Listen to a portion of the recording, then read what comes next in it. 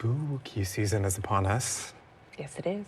and a new report is looking at the real-life fears that keep a lot of people up at night. Some of these are really serious. Yeah. The Thriving Center of Psychology released a report on the most common nightmares and the impact they have even after we wake up, because most of us forget about them, luckily. But joining us to continue this conversation is Dr. Tyrell DeGaines, a licensed clinical psychologist with the Thriving Center of Psychology. And Doctor, we have a lot to kind of sort through here as we are falling asleep. So let's start out with the Americans surveyed about this issue. How many are actually struggling with bad dreams, and how often is this happening?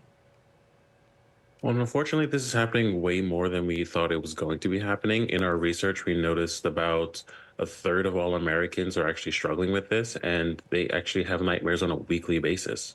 Oh, God, that's terrifying. That's very often. Yes, it is very Yeah. often. So what do people blame for their nightmares, and how do these scary dreams impact them maybe even after they wake up? Well, nightmares can come from any number of things. They can be external factors, which a large percentage of them have external reasons. It could be the stress of work, it could be the stress of life or relationships, and the things that they dream about, that they have these really vivid nightmares about, can stick with them for much longer than they expected. It can ruin their mood in the day. It can ruin their relationship. It can also lead to major changes like ending certain relationships or changing your lifestyle. Gosh, and they take it very seriously. And of course, an anchor nightmare is saying someone's name wrong. So I said DeGaines instead of DeGan. So sorry for that. But something else found interesting about the survey itself and those numbers coming out is that 1 in 5 people, so about 20%, they think nightmares are an omen. I probably fall into that category. 1 in 4 say that their nightmares predicted real life events. So can you talk about that? Actually, I can talk about that from more personal experiences as well. I think a lot of us have those experiences. We don't really talk about it the way we can or should. And it feels like it's something that maybe is a little bit supernatural because you don't really have a way to explain it, but it happens more often than you think. For myself, being a New Yorker, I actually experienced a nightmare the night before. September 10th, that night of 2001. I think we all kind of know what happened the next day. And certain things can happen that really give you a sense that something is wrong in the world or something's wrong in your life. And it really sticks with you. And when you have those, and especially when they're not common, it can mean a lot to you. So I think when you have one of those, it really does stand out. And maybe we do have a little bit more connection to the world than we think. Which is kind of crazy to think about. I mean, you think about, events like the dream that you had back in 2001. You were saying that spiders are pretty frequent in your someone, it's a big one. nightmares for some reason. What are some of the most common nightmares nationwide? And can you talk specifically about what we experience here in Washington State, too? Yeah, absolutely. So some of the most common ones are losing your teeth, which I wouldn't want to wish upon anyone, especially if you have really great dental insurance. And another one, especially in Washington, was being chased, actually. So if you are living in Washington and you have frequent nightmares about being chased, you are not alone.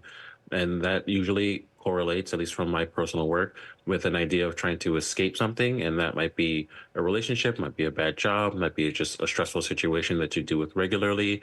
It could even be something that you enjoy but find stressful. So maybe parenting, something that you kind of want to escape from, at least for the moment, and then maybe come back to when you're in a better headspace. So things like that can lead to these nightmares occurring and then reoccurring, like I said earlier, on a weekly basis. Yeah, I always have those dreams where I feel like I can't open my eyes far enough. I'm just barely seeing what is going on, and it's something that I'm trying to change the situation. So let's get past the scary part of it, getting to some tips. So if someone is feeling stressed or anxious about all of this, having a bad dream, do you have anything to help them out?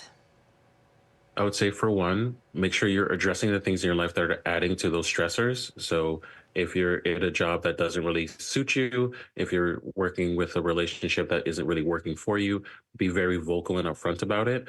The parts of our brains that are active when we're sleeping are still active when we're awake, but now the things that kind of keep us regulated in reality aren't active. So when you're dealing with it and your mind is aware that you're actually going through the emotions you should be going through, it makes it a lot easier to converse and then have a better night's sleep. So it's better to just address the issue rather than ignoring it. I was telling Lee, doctor, I feel very fortunate that I don't ever remember dreams very much, and especially nightmares too, but I feel for those of you that do, because it's awful when you wake up after having that experience. Yeah. Just awful. Or journaling about it, maybe that helps too. It could, Getting some of the feelings out. Exactly. All right. Doctor, thank you very much for your time. Fascinating research. Yeah, thank you very much. Appreciate it.